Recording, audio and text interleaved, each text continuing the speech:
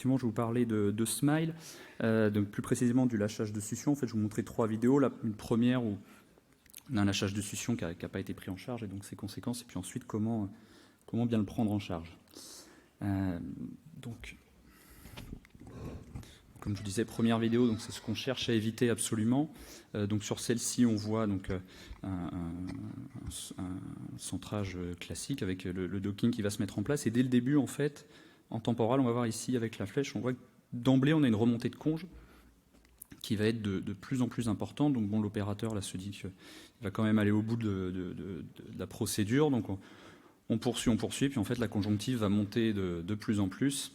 Et puis à la fin, on se retrouve avec un plan antérieur qui va être totalement incomplet, puis un side cut qui est en temporal inexistant.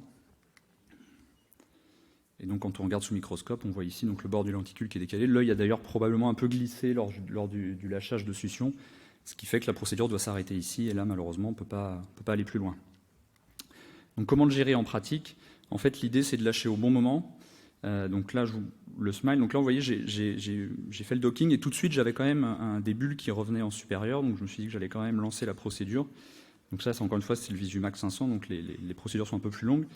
Et en fait, les bulles vont devenir de plus en plus importantes, on sent que la procédure ne pourra pas aller au bout.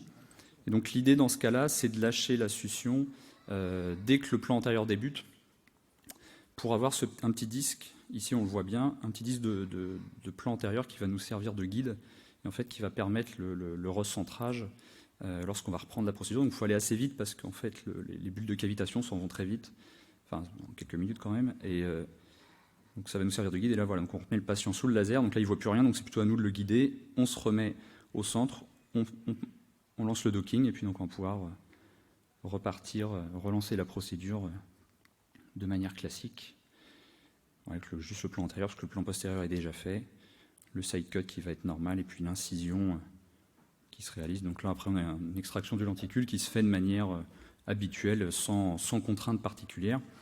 Donc voilà, donc ce qu'il aurait fallu faire, la première vidéo, c'est juste pour remontrer en fait ce qu'on aurait dû envisager, c'est dès qu'on voit la conjonctive, vaut mieux le faire en 2 fois, et pas prendre le risque de ne pas pouvoir opérer le patient. Donc quand on voit comme ça la conjonctive qui monte, il aurait mieux fallu voilà, ici stopper la succion, et puis on aurait pu probablement finir l'intervention dans de bonnes conditions et opérer le patient comme prévu. Voilà, je vous remercie de votre attention.